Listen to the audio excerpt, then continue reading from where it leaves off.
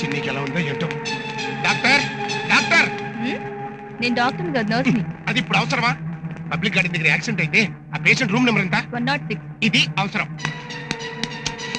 అయ్యయ్యో, full bottle కింద పడి పగిలిపోయినట్టుగా ఒంటి నిండా ఈ దెబ్బలంటి చిన్ని.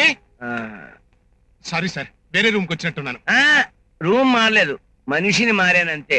మీరేం కంగారు పడకండి, చిన్నికి ఏమీ కాలేదు. చిన్నికేం కాలేదని మీకెలా తెలుసు?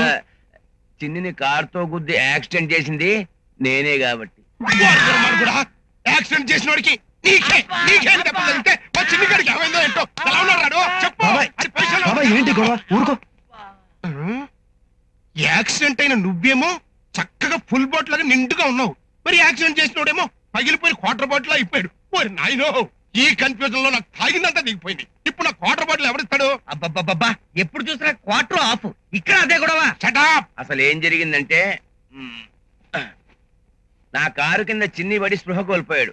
అతనికి ఏమైందో చూద్దామని కారు దిగానంతే. ఈలోగా మీ బ్యాచ్ వాళ్ళంతా వచ్చి నన్ను కొట్టిన చోట కొట్టకుండా కొట్టి ఇదిగో ఈ గెటకు తీసుకొచ్చారు. ఏరా, నువ్వు కూడా కొట్టావా? నేనెందుకు కొడతాను? ముద్దుగా బుగ్గ కొరికాను. అది కాదు బాబాయ్, యాక్సిడెంట్ చేసిన వాడు చిన్నిని హాస్పిటల్ తీసుకెళ్తామని చెప్పడం పోయి చేయి పట్టుకుని చూసి ఈజ్ ఆల్ రైట్ అని చెప్పేసి వెళ్ళిపోతున్నాడు. అందుకే 4 పీకాం. అతనికి ఏం కాలేదని టెస్ట్ చేసి అక్కడే చెప్పాగా. నీ ఫేస్ కి టెస్టింగ్. అసలు నీకేం తెలుసు టెస్ట్ చేసావయ్యా? నేను డాక్టర్నయ్యా. డాక్టరా? ఈ ఆసుపత్రి కూడా నాదే. చిన్ని, ఈ ట్విస్టుల మీద ట్విస్టులతో నా నరాలు చిట్లిపోతున్నాయ్యా. 46 కావాల్సిందే. చీటికి మాటికి మంది అవుతే నీ వాళ్ళు పాడిపోయి మాట టచ్ అయ్యని చెప్పాను. చిన్ని 46.